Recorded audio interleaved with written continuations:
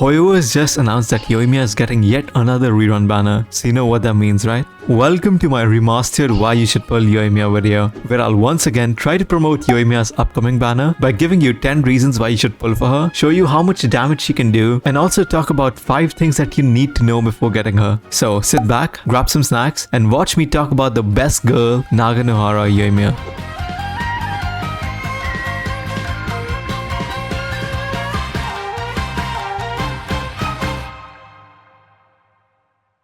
Now, when you pull for a new character, you feel like using them for everything. But with some 5 stars, you can't really do that. Like take Neela for example. She's great for doing the Abyss, but kinda useless for doing commissions and just farming in general. But with Yoimiya, you don't need to worry about that. You can pretty much use her for all of the different types of content in this game, like doing commissions, farming bad artifacts, and even completing the dreadful Spiral Abyss. You name it, she can do it, as long as your request does not involve AoE. Now, let's talk about my favorite thing about a girl, her versatility, cause she can make use of pretty much every single support unit in this game. It's actually wild. Let's say that you're using the national team, which needs some of the most universal supports in this game. But if you have Yoimiya, you don't need to worry about that. Just give Official, Yunjin, and a Shielder and she's ready to move. She's like the go-to unit for people who like to mess around with different teams. And realistically, the only niche Mia isn't good at is physical damage or like places where AoE is important.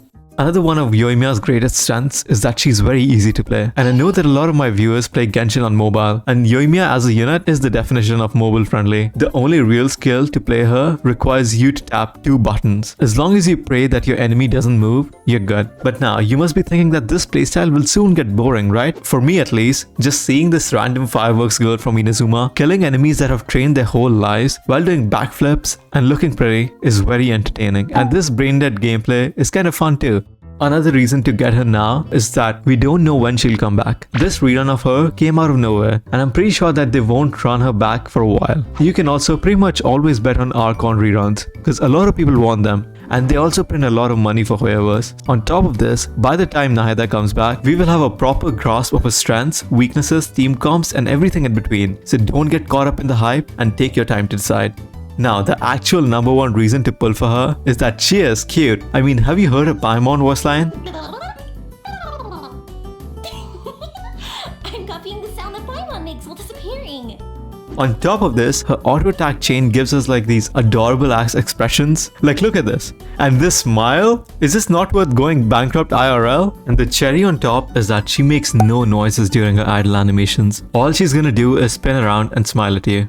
Let's also talk about the banners here, cause Yoimiya's banner is not too bad for new players. Bennett is like one of the most universal supports in the game, and he works like bread and butter with Mia. Razor is also a pretty good main DPS, and now with Dendro, he has gotten even better. You could build him as a physical or an electro DPS. And he was also my very first main, so I can vouch for him. And we also have Noelle. She's pretty decent at the start, she'll shield you, do some damage, and even heal you, but she kind of falls off as you progress in the game. But now, if you're an older player, dude, this is just like a star-glitter banner for you, bro.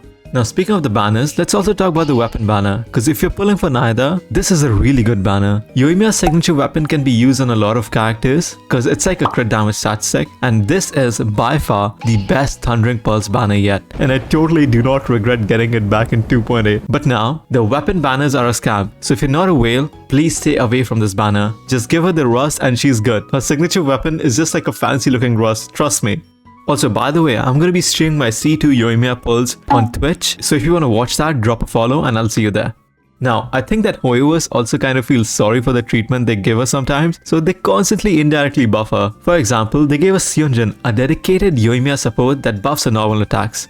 And then later, we got Yelan, a 5-star version of Xingqiu, and her burst actually tracks down the enemy, which kind of fixed the issue of Xingqiu's burst not applying Hydro sometimes. So, maybe in the future they might give us some AoE, right? Please HOYOverse, I'm begging you. And all of this basically means that she's kind of future-proof as well. She already has great teams and build options. Honestly, there's no better unit to fight Abyss bosses or Spectres, because a lot of DPSs cannot reach them. She'll always be good at everything, and you can always rely on her to get the job done. You must have seen everyone use the Shimnava artifacts on her, and you're probably going to be doing the same. And well, that domain happens to be one of the more universal and resin efficient domains in Genshin. Here, you can farm for her and her supports at the same time. Another great thing about Yoimiya is the library of artifacts that she can make use of. You can of course use the 4-piece Shimnava set, 2-piece attack, 2-piece pyro, 4-piece Crimson Witch set, the Lava Walkers for pure pyro, echoes if you have good enough ping, and even the retracing Bolite for drip.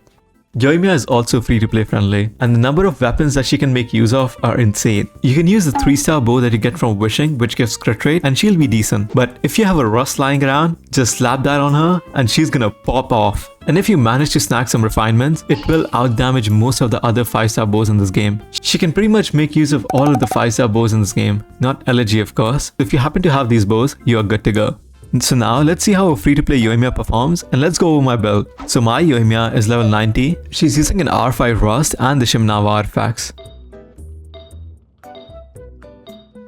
I do have C1 Yoimiya, but I won't be making use of this constellation. Her talents are at 10, 10 and 9. So now let's see how a free-to-play Yoimiya performs with some of my favorite teams.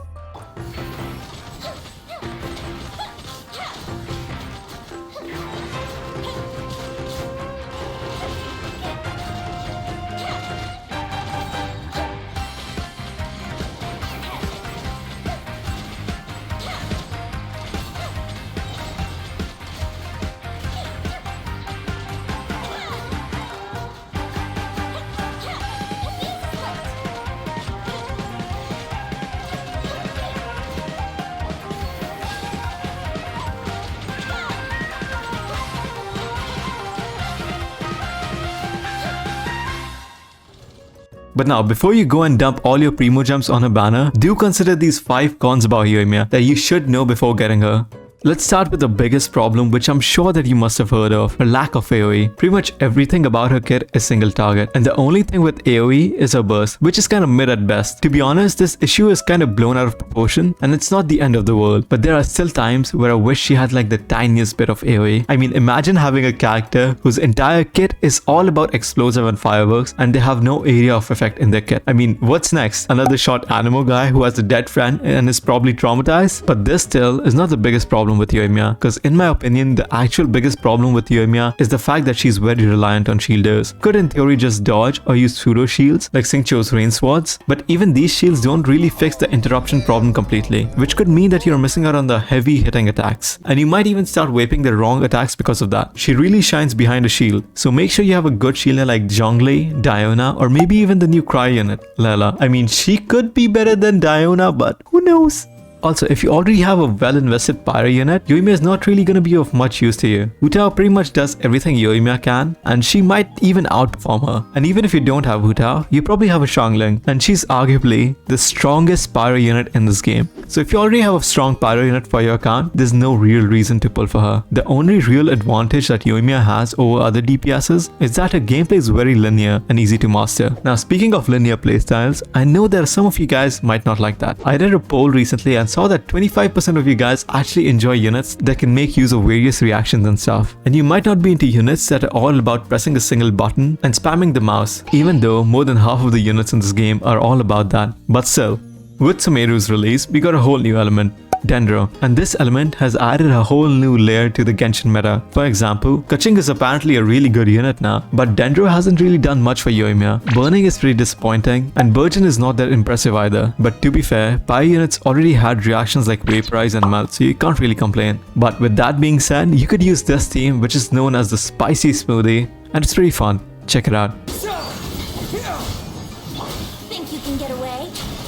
Fire hazard!